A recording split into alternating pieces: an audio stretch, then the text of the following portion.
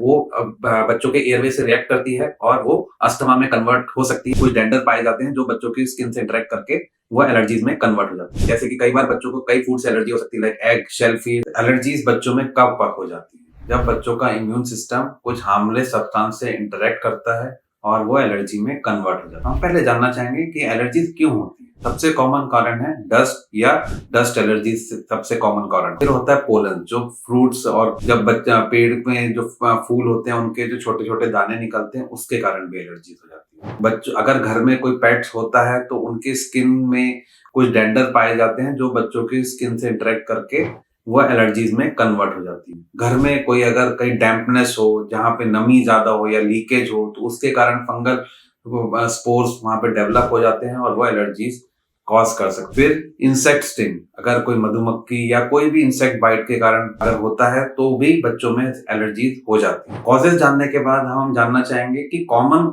Childhood allergies क्या क्या हो सकती है। सबसे कॉमन एलर्जी फूड एलर्जी, जैसे कि कई बार बच्चों को कई फूड से एलर्जी हो सकती है, like egg, shell fish, nuts, इनसे एलर्जी हो जाती है और बच्चों को कई चीजों में प्रॉब्लम कर सकती है। जैसे कई बार हाइव्स डेवलप हो जाता है बॉडी में, या खांसी चालू हो जाती है, या एकदम से छींके चालू हो जाती है, वो एलर्जीज में कन्वर्ट हो जाती है। सेकंड कॉमन चाइल्डहुड एलर्जी होती है अस्थमा। अस्थमा कब होती है? कोई भी, जैसे मैंने आपको अभी कॉजेस बताया, वो बच्चों के एयरवे से रिएक्ट करती है और वो अस्थमा में कन्वर्ट हो सकती है और एलर्जी जैसे कॉज करती है। स्किन एलर्जी कौन सी होती है? एक्जिमा, जिसे हम एटोपिक डर्माटाइटिस कहते हैं। उसमें बच्चों की स्किन ये हार्मफुल एलर्जिन से इंटरेक्ट करती है और ये क्रोनिक कंडीशन होती है, जो कि कैसे प्रेजेंट करती है? बच्चों के शरीर में दाने हो जाते हैं या गोल गोल जैसे फूल जैसे बॉडी में हो जाते हैं, उसके कारण ये चीज डेवलप होती है। इसे एक क्रोनिक कंडीशन है जो बार बार रिपीट होती है जब भी चेंज ऑफ वेदर हो या जब भी बच्चे के स्किन इन चीजों से इंटरेक्ट करता है। वैसे तो ये एलर्जीज प्रिवेंट होना मुश्किल है, बट हम कुछ स्ट्रेटेजीज बता सकते हैं जिनसे हम ये चीज अवॉइड कर सकते हैं। अगर हमें पता हो कि बच्चों को जो एलर्जी या स्किन प्रॉब्लम या अस्थमा की प्रॉब्लम किन कारणों से होती है, तो हमें वो चीजें अवॉइड करनी चाहिए। जैसे कि अस्थमा के अगर हमें कारण पता हो कि बच्चा कोई चीज फूड खाता है या कोई डस्ट से एक्सपोजर होता है या किसी पेट से ये चीज एग्रेवेट होती है, तो ये चीजें हमें अवॉइड करनी चाहिए।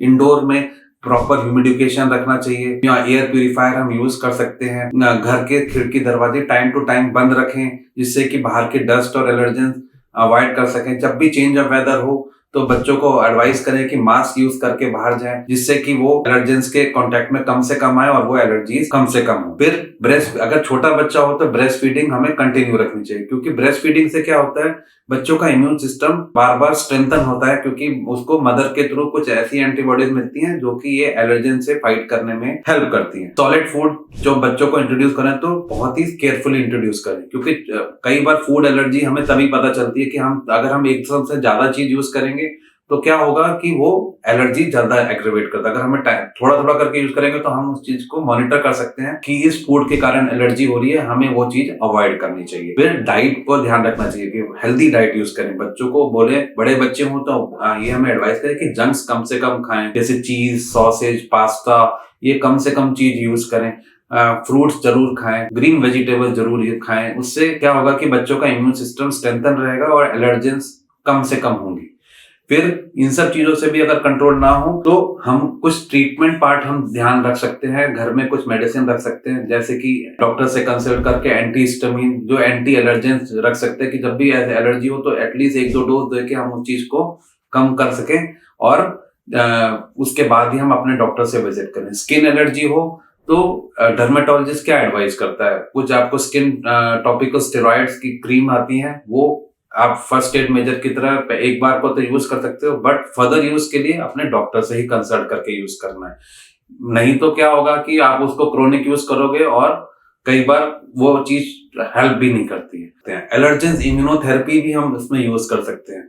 इम्यूनोथेरेपी से मतलब कुछ मेडिसिन आती हैं जो कि एलर्जीज को टाइम टू टाइम हम थोड़े थोड़े डोज में दें तो वो एलर्जीज को नलीफाई भी करती हैं। अगर बच्चों को एलर्जी से कॉमन कफ एंड कोल्ड होता है तो फ्लू वैक्सीनेशन भी हम बच्चों को ईयरली दे सकते हैं, वो भी हमें ये कॉमन एलर्जी से फाइट करने में हेल्प करता है। Thank you.